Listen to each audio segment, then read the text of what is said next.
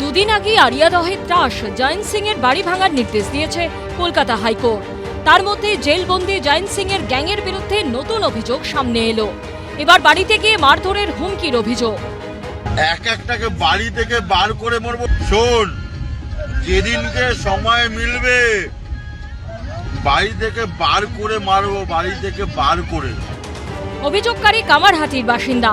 তার দাবি, জয়ন্তের বিরুদ্ধে মামলার সাক্ষী হওয়ায় তাকে নিয়মিত হুমকি দেওয়া হচ্ছে। সুশোভন সরখেল নামে জয়ন্তের এক শাগরেদ ফেসবুক লাইভ করে হুমকি দেয় বলে অভিযোগ। তোকে ওপেন চ্যালেঞ্জ করছি, তোর কোনো নেতা আছে, পুলিশ আছে, ওপেন থু যা যা ফু যা।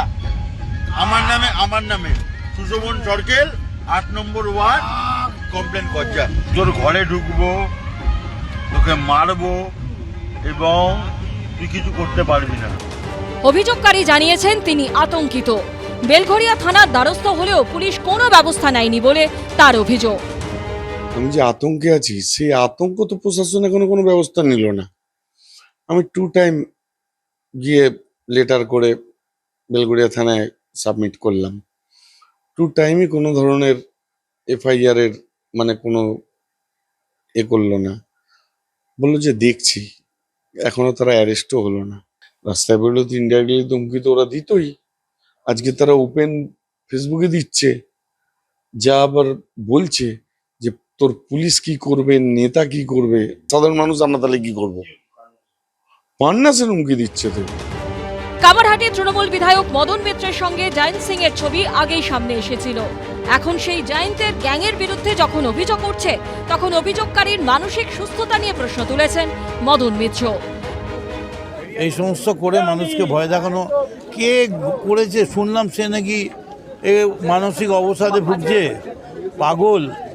এটা ঠিক না, কেন হুমকি দেবে?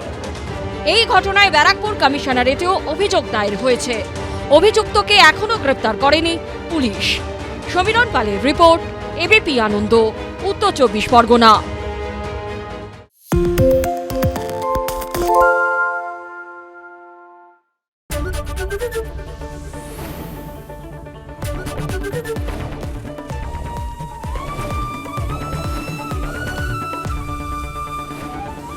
এবিপি আনন্দ, এগিয়ে থাকে, এগিয়ে রাখে। পালিয়েছে তাই নাকি? রাত্রে বাংলা গুজব চায় না, বাংলা খবর চায়। বাংলা খবর, বাংলার খবর।